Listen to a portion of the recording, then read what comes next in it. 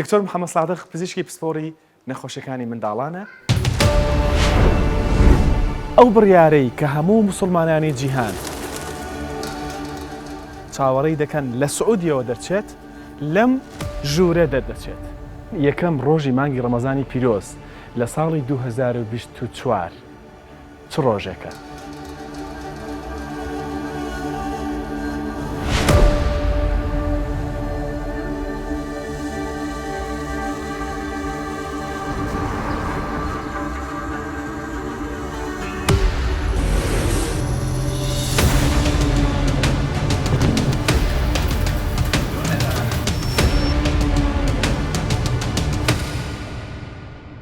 وزاروك دردكه وزنه خكيمه عمري خكيمه فمحتاج عنايه مركزه فيه. ئێرە بەشی فریاکەوتنی ئەو نەخۆشخانەیە کە پزیشکە کوردەکەی ڕۆژاوا تێیدا کار دەکات. نەخۆشخانەی شاخالیت یەکێک لە گەورەترین نەخۆشخانەکانی سعودیە و گەورەترین نەخۆشخانەی پارێزگای ئەلمەجمەعەیە. بۆ ئاسانتر بەڕێوەبردننی کەرتی تەندروستی لە سعودیا، وەزارەتی تەندروستی سعودیا وڵاتەکەی دابەش کردووە بۆ سەر چەند بەشێک. یەکێک لە بەشە سەرەکیەکان هێڵی پارێزگای ئەلمەجمەعەیە.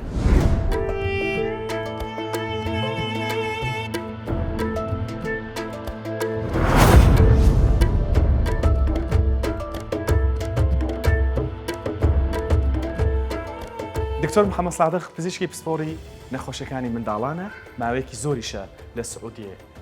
ئەم سەر بەشێ زارۆکە باخبێ. يلا بسم الله الرحمن الرحيم. أفيدا جيرد ببيدياتري كورت يعني قسمي زاروكا بتشوك. عمري وزيدي محكيبن أموال فيدا راتزينن. الفيدا الجمع طبعا نيرس ستيشن الفيدا ريه أمي إن شاء الله درباسبن ودورة ميجاهرن بيشنت روم جيك زاروك لي نخش لي رازاين ومي دي زاروك كيرجي كي بخاف خم. تمام. فيري باش هي بارستارية نا. أي نيرس. أي نيرس جيك مثلا دكتور زور أوردر دنفذينن. مثلا تختار چه علاج دان نيفسان دنا چه درمان قوتن چه يعني ملاحظات هنجوار بيجن نيرس الفيدا تسجلين الجم خور ريكورد كم في السيستم وبيشل سر أنا خوش جيتين. تمام. أمتشين. ئێرە بەشی منداڵانە ئەوەی کە بینیتان سەدشنی ژوورەوە بەشی پەرستاریە. پەرستاری بەشێکی زۆر گرنگی ئەڤێدە نێرس ستیشنە الفيدا الجمع كمبيوتر هي سيستم يعني بنفساندني تشتك الجمع نماي هر تشت بسيستم ماش چه اوردر هیچ شتێک لەسەر کاغذ نانووس. لا سەر کاغذ أنا ماي بله قشتي الكتروني يعني كل سيستم. بله فانا الفيدري فاف سيستم انا فكري نيرس فكرني الفيدري الاوردرز اوف دكتورز زر خستن اشتري. بله الفيدري انا افزاني انه الميديكيشن همين مملكتها السعودي وصاع الحميم الملكه شويه سيستم. بله يعني كاغز نمانه الا جيني دوربن ممكن بس الفاندرا لا شويه سيستم. اوكي مزاروكك هبي المجمعه وزارك من ساخبي بشتينجي او زارك بتشيتا مثلا مكة، بتشيتا مدينة، بتشيتا الرياض. تمام. معلومات وزاروكي او زانيارين داتاين سر زاروكي هي الهامي جهة هنا للسيستم ده. لانه حر زاروك حر نخش الفيدا جير اي دي هي. بله. يعني رقم الهوية الشخصية. بله. فهر كويدر يتخن سيستم وينافي يدركب معلومات يدركب. هر معلوماتك هر داتاك سر زاروكي هبي ديل اي دي هبي والدكتور ديفيني والاي دي هبي لهر جهه كبير لهر جي ويناف دركبه الفيدا ريتشلو كرنا تجمعات شي كرنا يعني المستشفى ايجي دوري الرياض بس انا مستشفى مجمعه مستشفى الملك خالد تابعي تجمع الصحي الثاني. بله مركزي خو الرياض مدينه ملك فهد الطبيه. بله فسيستمي ما انا خوشكتين جمال جمواجي او كارن لي بقرن ويبينن بالسيستم. اي كل يعني حرتشت باي دي مسجله وتيك هافن سيستم ويبي. تمام امتشي افيدري امجرد بالروم 41 وقت بحالات يعني هيك بري محتاجه عنايه مشدده يعني بري اي سي بله بله قبل فيدر يعني جبوه باعتبار نيزيكي نيرس ستيشن جزوم متابعي وابك نزيكا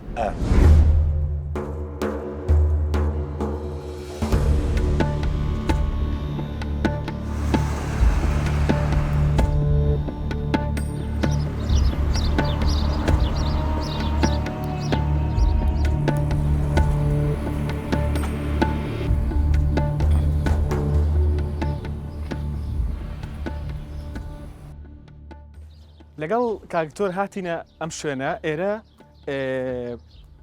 شاری کۆنە فەرموو دکتۆر لە شاری کۆندا ئەم مزگەوتە هەیە لە بەش یەکەمی مزگەوتەکەدا حەزم کرد ئەوتان پیشاندەم کە ئێرە بیری مزگەوتەکەیە 100 مەتر قوڵە تەمەنی سەر و 470 ساڵە ئەمە بیرەکەمان اینجا ئەمەیان شێوازی دەستنوێژ هەڵگرتنی جارانە دەستنوێژ شۆردنی جارانە دەچێنە ناو مزگەوتەکە ئەمانە تیمی کەناڵی ڕووداون ئەمانە کوردن لە کوردستانی عێراقەوە هاتوون ماشەڵڵا ماشەڵڵا ئەمانە هاتوون وێنەی شوێنەوارە مێژوویەکان و مزگەوتی کۆن بگرن و بەرنامەی تێدا بکەن خوای گەورە خێرتان بۆ دەنووسێ ئەگەر ڕێگەیان پێ بدەن و هاوکاریان بن بۆ وێنەگرتنی ئەم شوێنە یاخوا بەخێر بێن بۆ سعودیە و بۆ کۆمەڵگەکەمان ئەم مزگەوتە بە مزگەوتی گوندی ناسر دەناسرێت تەمەنی ئەم مزگەوتە نزیکەی 470 ساڵ دەبێت بتوانین بکەین ژوورەوە بەڵێ فەرموو بابچینە ناو ئەم مزگەوتە پیرۆزە بێگومان ئێمە هاتوێتە ئەم مزگەوتە لەبەرەوەی تەمەنێکی دوور و درێژی هەیە تەمەنێکی درێژی هەیە نزیکی 470 ساڵ تەمەنێتی اینجا پێگەیەنەری کەسایەتیە ئاینیە گەورەکانی ئەم وڵاتەیە ئێستا ئیمامی مزگەوتی پیرۆزی پێغەمبەر درودی خوای لەسەر لە شاری مەدینە و ئیمامی ماڵی خوددا کعبەی پیرۆز لە شاری مەکە هەردووکیان لێرە دەرچوون لە مزگەوتە فەرمونون براینە ئەمە دیوی ژوورەوەی مزگەوتەکەیە فەرمونون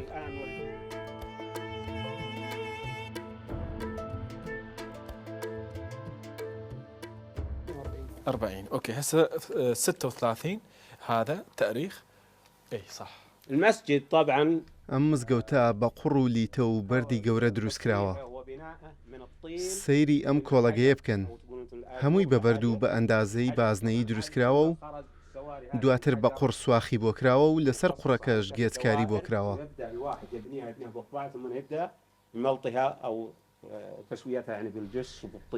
بنمیتی مزگەوتەکەش بە گەڵای دارخورما و حەسیری قامیش و کاریتە و ئەم کەرەستە خۆماڵیانە داپۆشراوە و دروستکراوە کە لێرە دەست دەکەون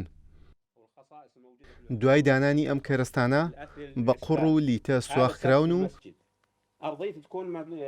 باگوردان پانی کردوون تا تند بووەتەوە لێرە مزگەوتێکی دیکە هەیە ئێوە ژێرزەمینی پێدەڵێن بەڵام ئێمە بە خەڵوەتگا ناوی دەبین یان خەڵوەتگای مزگەوت لەم خەڵوەتگەیەدا لە وەرزی زستاندا نوێژ دەکەن نوێژخێنان دەچنە خوارەوە و لە نێو خەڵوەتگەکەدا نوێژ دەکەن و دەمێننەوە هەروەها بۆ کاری دیکەش بەکاردەهێنرێت بۆ نمونە لە مانگی ڕەمەزاندا خەڵوەت دەگرن و نوێژی تێدا دەکەن وەک دەزانن ڕەمەزان نزیک بۆتەوە و خەڵکانێک دێن سەردانمان دەکەن و لێرە خەڵوەت دەکەن ڕێک لە ژێر ئەم مزگەوتەدا هێندەی ڕوبەری ئەم مزگەوتە مزگەوتێکی دیکە هەیە بۆ خەڵوەتکردن بەکاردێت بتشوفونها الحين الخلوة في مساحة المسجد هذا يوجد الآن مسجد آخر. اوكي ئاگاتان لەوە بێت کە ئەم مێژووە ساڵی 1336 ئەمە دواهەمین نۆژەنکردنەوەی مزگەوتەکەیە لە ساڵی 1336 کۆچی واتە نزیکەی 107 ساڵ پێش ئێستا ئەم مزگەوتە نۆژەن کراوەتەوە لە دوای ئەوە دەستکاری نەکرا وەک خۆیەتی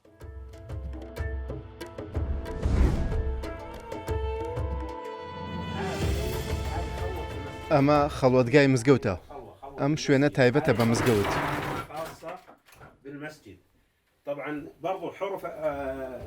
خەڵکی بۆ خەڵوەت دێنە ئێرە نوێش خوێنان دێنە ئێرە و نوێش دەکەن یان لە ڕەمەزان و هەندێک بۆنەی جیاوازدا بۆ خەڵوەتکردن دێن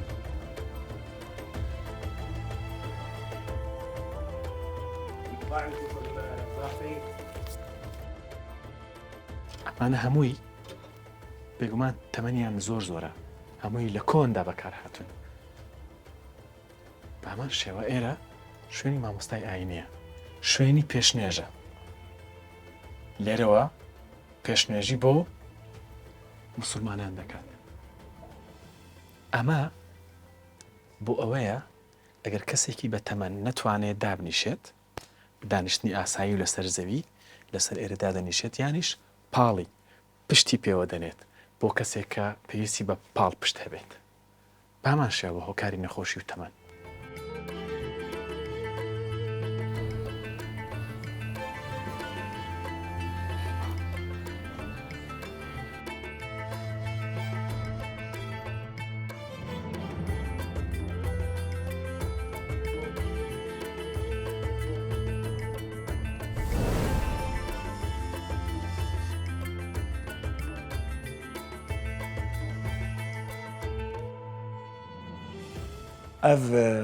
أمجرد نيرسري و هي حالات زاروكي نهجي دبن أموال فيدر رات زينن إيج يعني وضعي واباش بين مواداتين فيدر إيفانا الفيدر رازاين تشن زاروك روكي موادلن بس اوبزرفيشن يعني ملاحظة واتكن جي بيفا مواد شينن جم ديوا چاودێری چڕی مناڵانە ئێرە الفيالي الفيدري أمجرد بين اي سي يو يعني قسم العناية المركزة لحديثي الولادة يزاروكي بشكي تعبان بالمشاكل بالنفس بري وقتي خو تشيبو بن چڕی مناڵی تازە دایک بوو يعني هيك حفت ما هي تشيبو بن بعربية بخديج بري تيرم يعني فالفيدري امورات زينن الفيدر جمع فنتيليتور هنا كيوبيتور هي و بتشتي لازم بمجوار دكن وتشلن جارنا هنا الفيدا امكانياتي مناقيني ام ريتكن رياض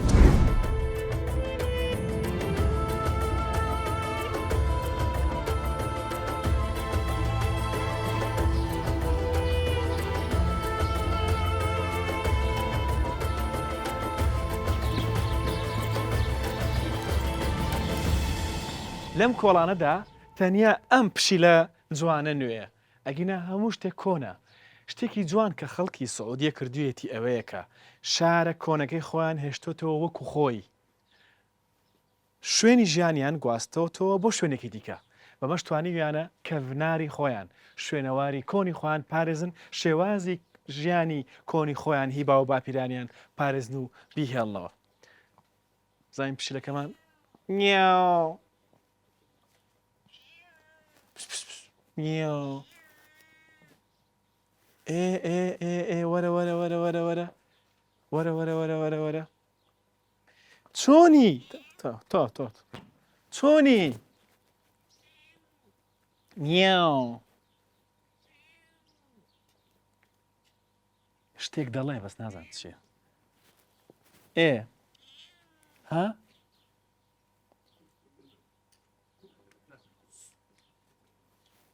بێگومان ئاژەڵی ماڵی دەبێت هەمیشە بەشێک بێت لە ژیان ئاژەڵ لە نێو سروشدا بەشێکی یەکجار گرنگە لە هەر شوێنێک ئاژەڵت نەبینی ئەوێ سروشتێکی پڕ لە کەم و کوڕی هەیە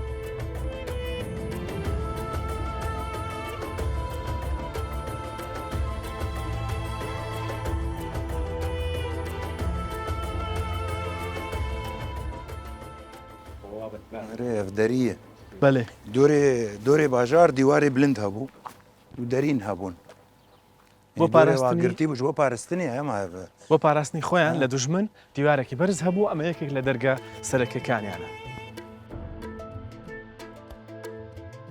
ئەمە شاخی مونیخە سەیرێکی بکەن ئێستا دەچینە سەرەوە ئەمە شوێنێکی زۆر گرنگ بووە لە ڕۆمێژوویەکە بۆ پاراستنی خۆیان لە شەڕی دوژمن کارانەی دوژمنەکانیان دەچینە سەرەوە ئێرە شوێنێکی زۆر تایبەتە لە مێژوودا بەکار هاتووە بۆ چاودێریکردنی دەوروبەری شار و بۆ خۆپاراستن لە دوژمن دەچینە سەرەوە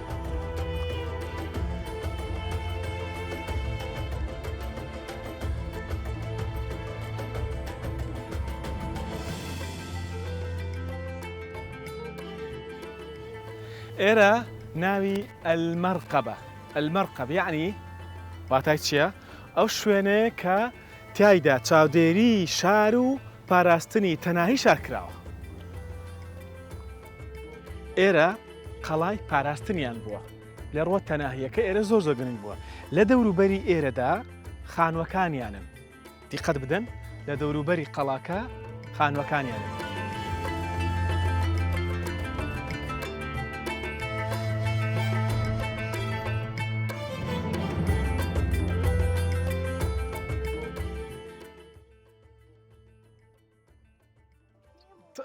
خولەکەی ناوتان چی بوو؟ تسنيم شيخ ها؟ دونا مينال وأني اسمي آراس. منيش ناوم آراسا. ناوكم خوشة؟ بەڵێ جوانە شكراً. بەڵێ ممنون. سپاس. ها؟ هذه درة؟ أما درية. إيه أوكي. بەڵێ السلام عليكم درة. باشە سلااو دەبێ درة. شۆنی باشی؟ إيه ليش أجيت؟ بۆچی هاتوونەتە سەر قەڵا؟ هاتوین شتە کۆن و یادگاریە کۆنەکان ببینین. عفواً. چۆن؟ هاتوین شتە کۆن و یادگاریە کۆنەکان ببینین. هاتووی یادگاریە کۆنەکان ببینیت؟ باشە. چۆن سوود لە یادگاریە کۆنەکان ببینین؟ سوود لەوان ببینین. باشە چۆن؟ بیر لەوە بکەینەوە سپاس بۆخوا بەراورد بە ڕابردوو پێشکەوتوین. پێش بکەوین و چیدی؟ ئێمە هاتوین بۆ ئەوەی زانیاری زیاتر لەوانی ڕابردوو خۆمان وەربگرین. پێشتر شەڕ و کوشتاری هەبوو ئێستا نییە.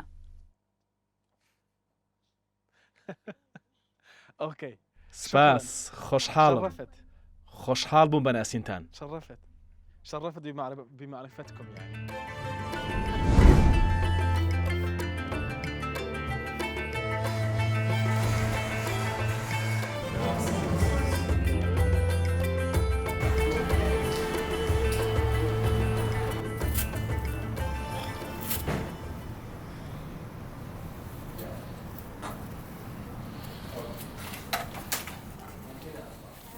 من جاکلی ساکریاسم خەڵکی هندستانم وەک پزیشکی سەرپەرشتیار کار دەکەم.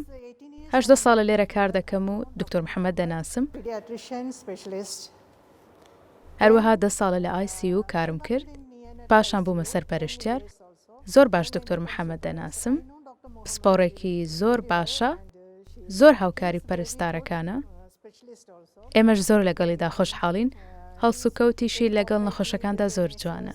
Then we are very friendly with him also. Then he is treating very nicely too.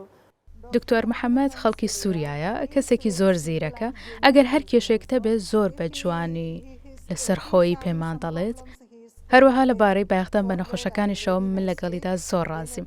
دکتۆر محەممەد خۆی بۆ بایەختان بە نەخۆشەکان و چاکبوونەوەیان تەرخان کردووە. پەیوەندی لەگەڵ هەموو ستافەکە و بەڕێوەبەرایەتیەکەدا زۆر باشە. He is very friendly with all staff and all administration.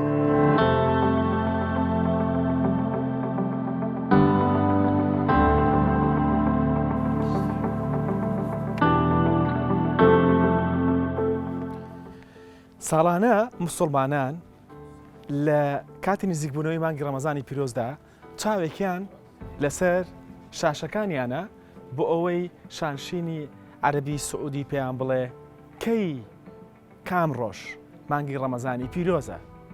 ئەو بڕیارەی کە هەموو موسڵمانانی جیهان چاوەڕێی دەکەن لە سعودیەوە دەرچێت لەم ژوورە دەردەچێت.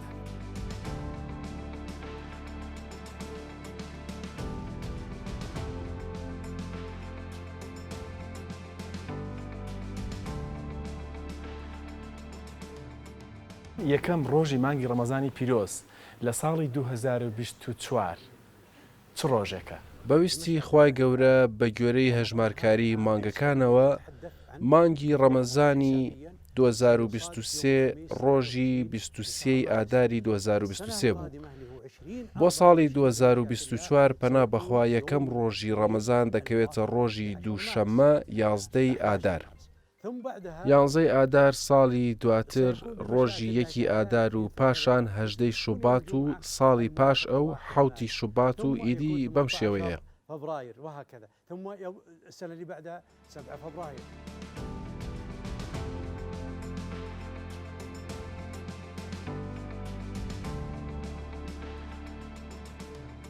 ئێمە لە ڕێگەی ئەم تەکنۆلۆژیایەوە شیکاریە گەردونیەکان دەکەین. ڕۆژی یەکەمی مانگی ڕەمەزان و ڕۆژی خۆرگیران و هەموو دیاردا گەردونیەکان هەر بەم شێوەیە دیاری دەکەین. دەبینن ئاسمان و گەردون لێرە بەهۆی تەکنەلۆژیاوە چەند لێمانەوە نزیکە. پێش ئەوەی لەوەی دەرچین داوایان کرد کە بۆ یادگاری شتێکیان بۆ بنووسن چونکە ئێمە یەکەم تیمی میدیایی کوردین لە مێژووی دامەزراوەکەدا کە سەردانیان دەکەین. بنی شتێکم بۆ نووسین.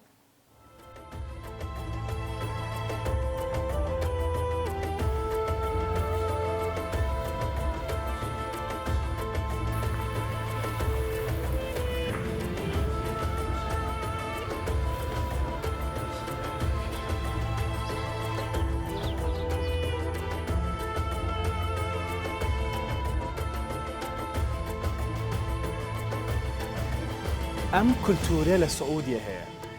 خەڵکی بۆ من خەڵکی ئەم ناوچەیە نەهاتوون لە ناو ئەم ناوچە کۆنا خانوەکانیان نۆژان بکەنەوە و مۆدێرنی بکەن. نا ئێران بەجێ هێشتووە شوێنی شاریان گۆڕیوە بەڵام خانوە کۆنەکانیان وەکو خۆی هێشتوتەوە. ئاها بەکەڤناری.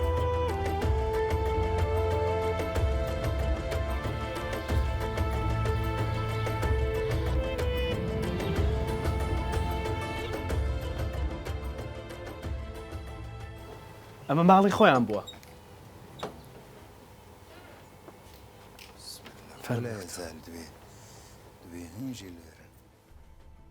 بە ناوی خوا ماشەڵڵا سڵاوی خۆی گەورەتان لێبێ. ئەمە ماڵی خۆمان بووە و زۆر گەورەیە. زۆر مۆزەخانەشە فەرمون وەرنە ئێرەش. ئەمە بەشێکی دیکەی ماڵەکەیە کە دیوی مۆزەخانەکەیە. باس لە چۆنیەتی پێشکەوتن دەکات لە سای حکوومەتە ژیرەکەمانەوە. ئەمانەی سەرەوە وێنەکانی باوکو و باپیر من. سەیری ئێرەکەن ئێرە بێگومان لە نێو ماڵە کۆنەکانیاندا لە سعودی ئەمە هەیە. لە نێو هۆڵی دانیشتندا لە نێو هۆڵی پێشوازیدا شوێنێکی ئاوها هەیە کە گەرمیان لە دەوری کۆبوونێتەوە بۆ ئاگر لێرە هەیە لە دەوری کۆبوونێتەوە بۆی گەرمیان پێ بەخشێت لە هەمان کاتدا قاویان خواردێتەوە لەسەری.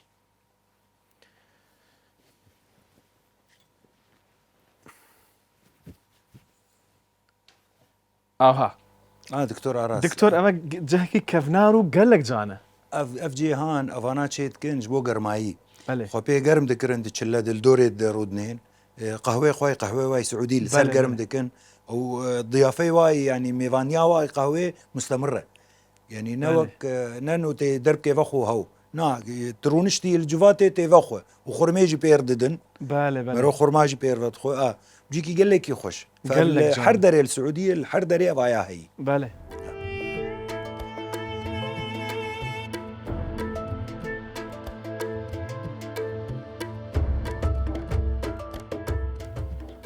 سەیری بەرنامەکانم دەکەی یان نا؟ خواردنی ناتەندروست نەخۆیان. ئەمە تەندورە؟ ئەمە پێی دەڵێن کۆگای خورما. خورمایەکی کواڵەتی بەرز لێرە دادەنین و بە کۆگای دەکەین. لێرە هەم خورما هەم دۆشاوی خورما دادەنین. زۆر بە جوانی و دەیپارێزین و دەیپاڵەوین. تەنانەت بۆ نیشی خۆشە. بهنێ خۆش تێ دکتۆر ئاراس. ئەی چۆن باشترین زۆری خورما تێیدا بە کۆگا دەکرێت. ئەمە بە زمانی خۆمان مەنگۆڵەی پێدەگوترێت. ئەمەش ئاشێکی بچووکە و گەنمی تێدا دەهاڕێت. نانی تێدا دروست دەکەین.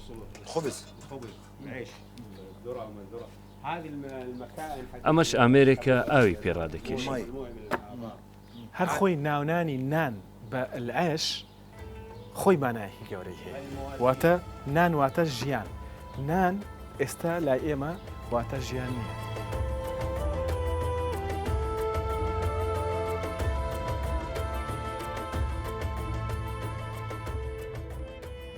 ئەم پچێک باخڵین. دوکانگی هاتیە سەوەدی. 10,000 یعنی تقریبا 13 بۆ 14 ساڵایە. 14 سال. ما شاء الله. الله يسلمك. ما شاء الله، حياكم الله الساعة. الله يحييك. يا هلا. كيف الحال؟ ممنون، اشكرك. منورين. ممنون. شكرا. منورين المكان يا دكتور. الساعة المباركة. الله يبارك يا فيك. هلا والله وسهلا. الله يا هلا يسلمك. والله وسهلا. الساعة المباركة.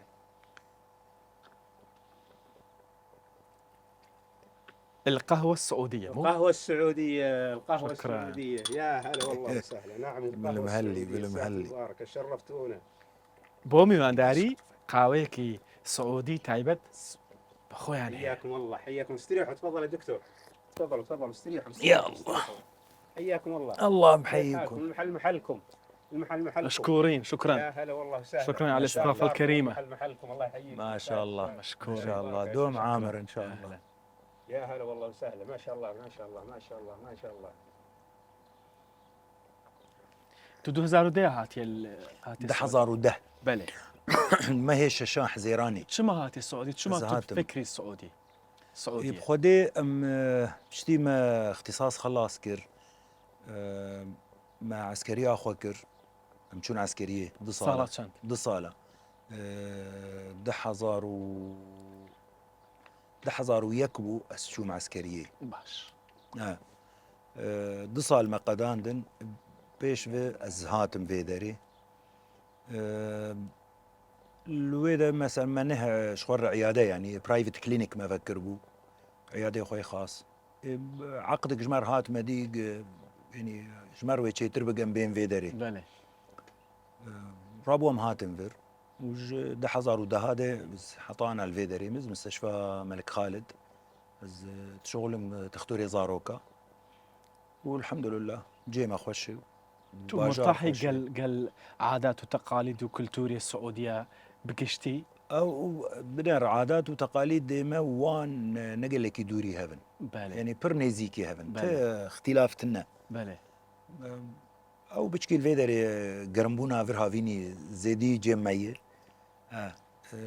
تشلنا تشلي وانا خوش وقت بهارا مي قرمبون يعني حياة شن قرم بيت قرم دبي حطا جدرفة بينجي وشش ولود بي بينجي وشش درجة مئوية جدرفة جينا هي بقي شيستي يعني دركفة تنقارب مش البرفيروكا هان دهافينيد دويب سيارة سيارته مكيفة ودركتنا مرو الفيدري دهافيني دي دركتم شفي برو دركتن تنه يعني عالم قش المالي اخواني كس يقدر شغل جاي شغل مكيف باشا عائلة مرتاحة للسعودية خزانات ومالبات الحمد لله نعم مرتاحين الحمد لله جيران ميران ناس كرنه جاري درنجم وانا او تنجم مرو يعني الحمد لله مرتاح الحمد لله.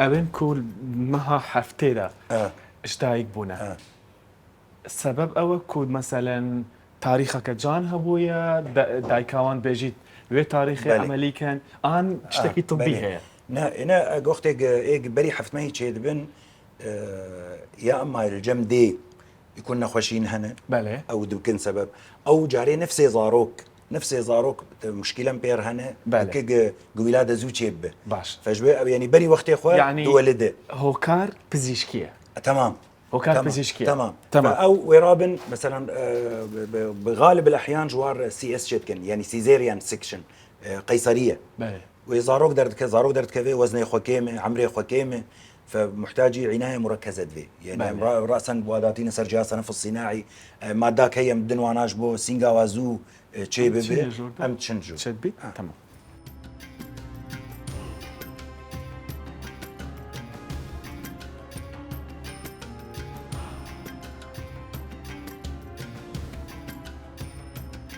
دستي خو بشون ايغوي هريت دستي خو غالبي دل السوق صابون هي دل عفوا هيدي بونا قطي ايوه لبروي دتشينا بشي تعدري تسري من علاني تازل دايك بو بيش تيما كشمان بهمان شيوا بابندي رن مايا بيسيش كاني ايربن هونەر دەستەکانی شوور ئێستا ئەم جلش لەبەر دەکات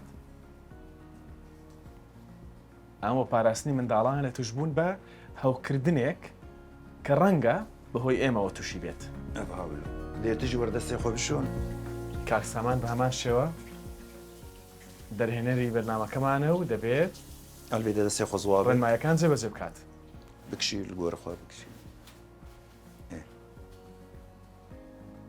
کاکسامان ئاوایە هەر تۆ ئێمە دەخەیتە سەر شاشە ئەمڕۆ ڕۆژە ڕۆژەکەیە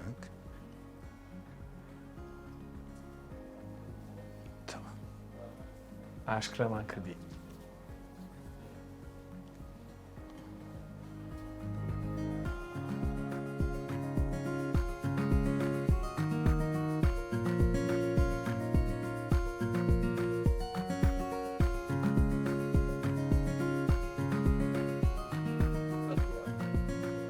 يلا السلام عليكم دكتور عراس فيدر يم جرد بين اي سي يو بله جيج زاروكي بري وقتي خوتشيد بن امواداتين فيدري ايجم جوارد بري حفت مهي بله بعربي جوارد خديج ام بانجليزي ببري تيرمز فافانا يكون مشاكل اللي جمعوها هنا انه هين سينجي واخشك شي نبوي تمام شي نبوي محتاجي دعم تنفسي دبن يعني ذي مالي كاريا وابكن ام واداتين فيدري متخنه كيوبيتر حضانه ام داتين سر جهاز تنفس صناعي فنتيليتور ام درمان دنوا ام سرفنتات دنوا جبو سينغاوا زو تشيبه وكاربن نفسي خو بشكل طبيعي بسطينن فانا افزاروك فاد فيدري دي افزاروك يا الوقت انه تشيبو محتاج اكسجين يبو يعني نكاريبو الجور وك زاروك يدن نفسي خو بدو بسطينه باش في ماجير تحاليل شيكرن ماجير لمبر بانكتشر شيكر ما عارفش بشتي كشان بيردر كات مننجايتس يعني او سببه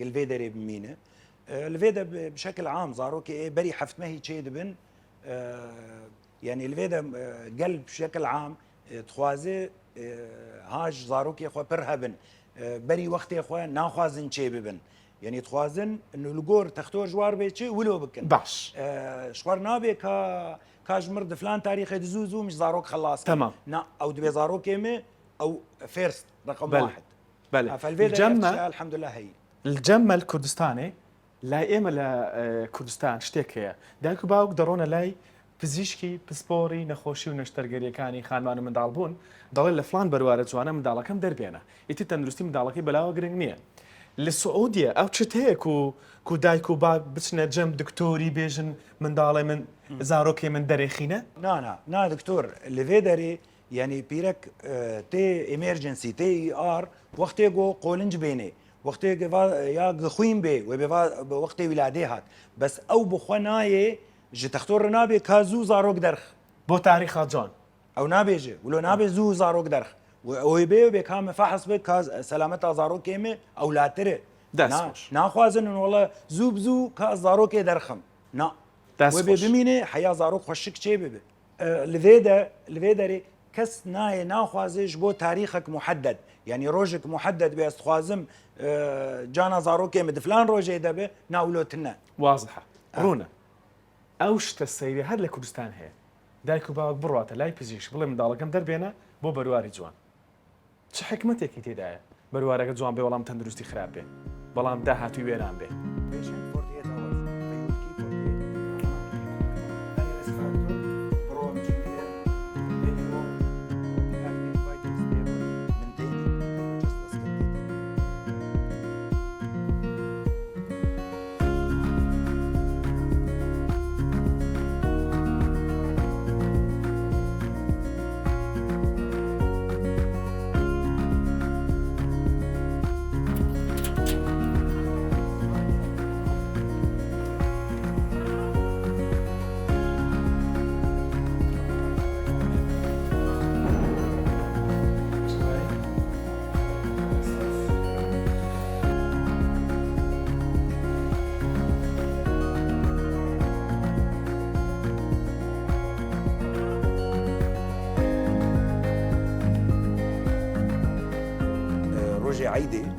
عيدة روجية عيد الفطر اللي جمعنا عادتك هي برخوشة بشتيك درن لميج دكن لميجي عيدة فتقرن لجدرب الشارعي مثلا مالا يكي خيايبه الفيدا جيرد بأمير لشارعي جلكارات خن وهر مالك خوارنيج مالا خوتينه وداتينه ور يعني ازي بمور جيراني مو يبينه ور حريك ويبينه ويدري دور السر ودنين ازي بيمروني افخوارن امالاتي ازي دقه باجي بخم ازي هرم سفرادن مالا سامانه ازي جويج او يجي بخم يعني يقولوا حريك خوارني جيراني خو قشاد خو والشارعي داتينن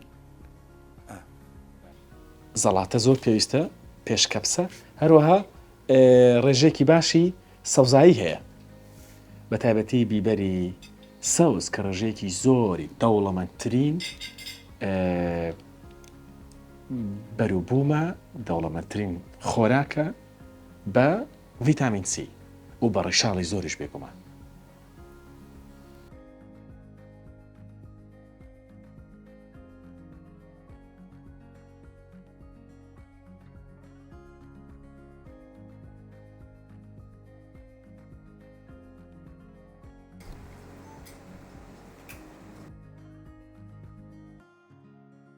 قضية أمي هرم بالي راس تيدي هرم تريتينج روم وقتي نخش اي ار جمرتينن جور ام الفيدري وادبينن الفيدري دا سيرو ماجوار داتينن هاف غرفة نافي تريتينج روم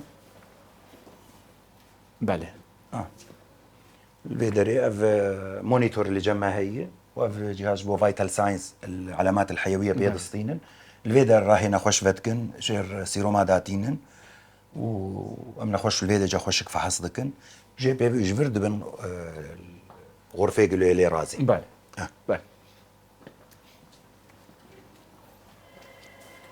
اف غرفه اف دكتور زرومه اف تختوري مي مناوب ايق المستشفى رادزين اوي اشقر اف الفيدا رادزين الفيدا دمينن اف غرفه مي بله كرمكن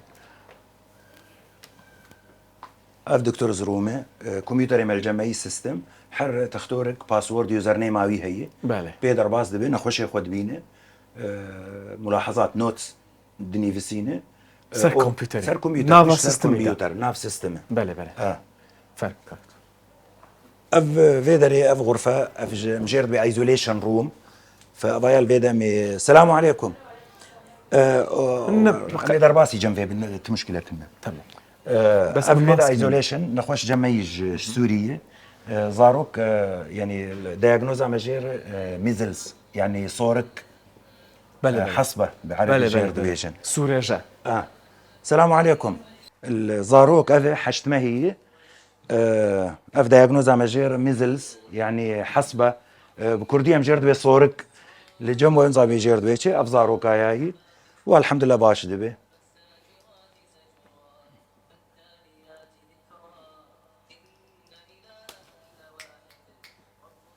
تحسن ها الحمد لله افجي قديا انا حسبها هبونا صورك سوريا صورك سوريا من كردي سوريا مجرد بصورك صورك ام بيجيني سوريا ايوه ميزلس بانجليزي وبعربيه جرد بالحصبه بله بله انا في دري بيديا وورد مع قداند بيالي هي قسم الحديثي الولاده يعني نيونيت بله مجرد بين اي سي يو امكار نهار نورجي بتشين يا